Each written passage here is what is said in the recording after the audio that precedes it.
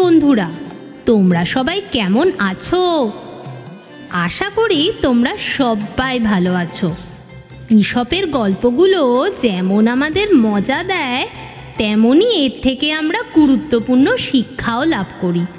এই শিক্ষায় আমাদের ভবিষ্যৎ জীবনে অনেক দূর এগিয়ে যেতে সাহায্য করে। এই মজাদার সব গল্পের সম্ভার তোমাদের কাছে তুলে ধরাই হলো আমাদের লক্ষ্য। তাই এই লক্ষ্যতে অবিচল থেকে শুরু করছি আজকের গল্প, আঙুর ফল ও খ্যাকশিয়াল। একদিন এক খ্যাকশিয়ালের খুব খিদে পেয়েছিল, তাই সে নানা জায়গাতে খাবারের খোঁজ করতে লাগলো।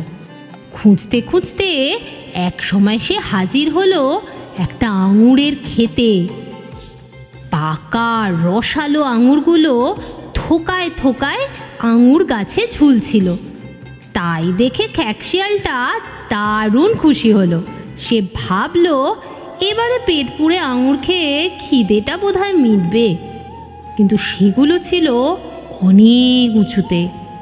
তবু সে চেষ্টা ছাড়ল না।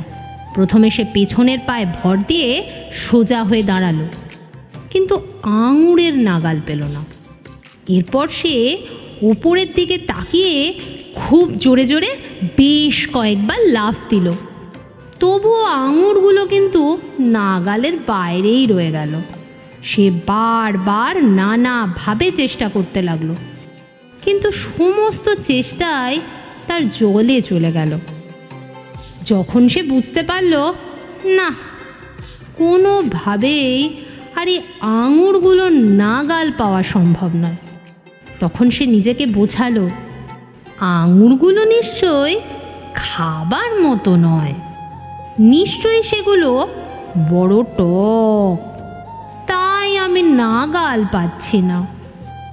আঙুরগুলো যদি টক না হতো তাহলে বোধহয় আঙুরগুলো আমি নিশ্চয়ই পেরে খেতাম আর পেট ভরে আঙুর খেয়ে মন ভরাতাম।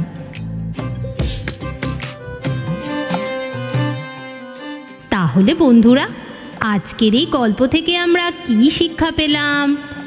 নিজের অক্ষমতাকে ঢাকতে কখনো অন্য কারণ বা অন্য কিছুর ওপর দোষারোপ করা উচিত নয়। আশা করি ঈশপের গল্প তোমাদের ভালো লাগছে, আর এমনই আরও মজাদার গল্প শুনতে আমাদের চ্যানেলটিকে ফলো করো এবং সাবস্ক্রাইব করে পাশে থাকো।